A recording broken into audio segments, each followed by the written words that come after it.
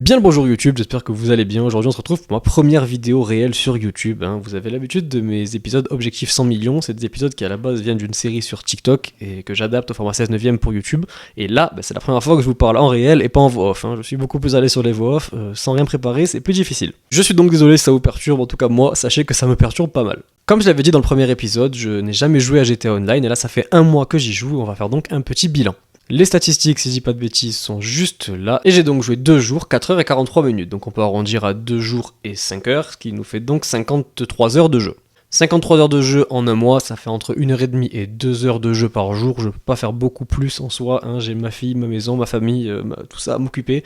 C'est difficile de jouer, je joue que le soir et donc je fais ce que je peux. J'avoue que quand j'étais au lycée, je passais des nuits blanches, je jouais 15 heures par jour, mais ça, c'est fini. Au cas où, pour ceux qui posent la question, j'ai bientôt 28 ans. En un mois et donc en 53 heures de jeu, on a donc fait 19 millions de dollars. Pour beaucoup, j'imagine que c'est nul, parce que vous, peut-être que vous enchaînez les Caio Perico, les glitches ou quoi, mais cette série, elle est vraiment sans glitch, sans rien, et je voulais d'abord, avant de faire les Caio Perico que vous avez vu récemment, bien étoffer mes revenus passifs. Du coup, on va parler des revenus passifs, justement, que j'ai réussi à avoir jusqu'à aujourd'hui. Donc, j'ai eu la boîte de nuit que j'ai débloquée au départ, parce que j'ai une version next-gen, une version PS5, donc on m'a filé la boîte de nuit avec 4 millions de dollars, en fait, et il fallait les répartir, donc j'avais 1 million de dollars en poche. Plus, du coup, j'ai acheté un atelier auto, en plus de ça. J'ai aussi acheté une agence, ça, j'ai profité du moment où il y avait l'émission de Dr. Dre qui était doublée. J'ai aussi acheté un bureau, si je dis pas de bêtises, c'est bien ça, et un bunker. Tout ça, en fait, ça m'a permis de monter mon gros business, en fait, qui était le business de la boîte de nuit, en achetant, je sais pas où ils sont, une usine de fausse monnaie qui est juste là, un atelier de cocaïne qui est juste là, le labo de maître qui est juste ici, et évidemment, j'ai failli oublier mon erreur de départ, c'est-à-dire mon QG. J'ai acheté un QG ici, ce qu'il faut qu'à chaque fois que j'aille jusqu'à là-bas.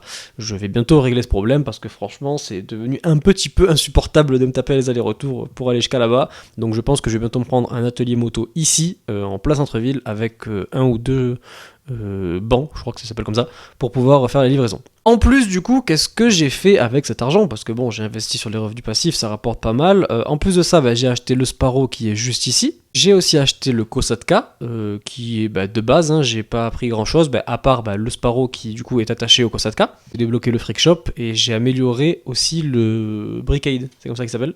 Oui, voilà, il est là, je cherchais, je me demandais où il était. Je l'ai aussi amélioré en parlant à Mutt, donc il a tout qui est accéléré. Du coup, j'ai plus besoin de le faire. Non, je peux plus vous le montrer parce que j'ai déjà fait.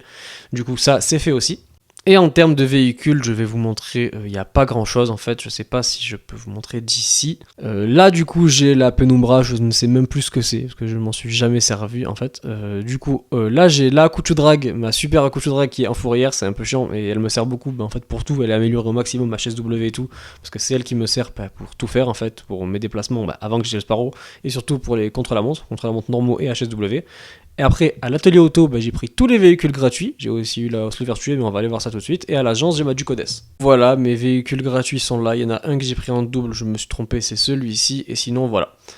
Tout est ici, c'est en fait que des véhicules gratuits, j'ai pas acheté grand chose de plus, je me suis pas lancé dans l'achat de véhicules, les garages et tout ça pour l'instant, disons que j'avais pas assez d'argent à dépenser pour acheter des voitures, sachant que j'avais déjà tout ce qu'il me fallait.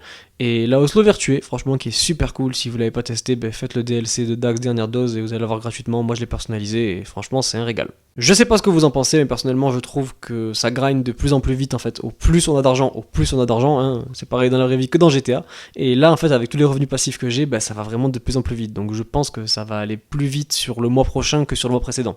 N'hésitez pas à me dire en commentaire ce que vous en pensez, ce que vous pensez de mon évolution sur un mois, un compte qui a une cinquantaine d'heures de jeu, si c'est bien ou pas, et ce qu'on pourrait améliorer. En tout cas, je vous dis à bientôt pour une prochaine.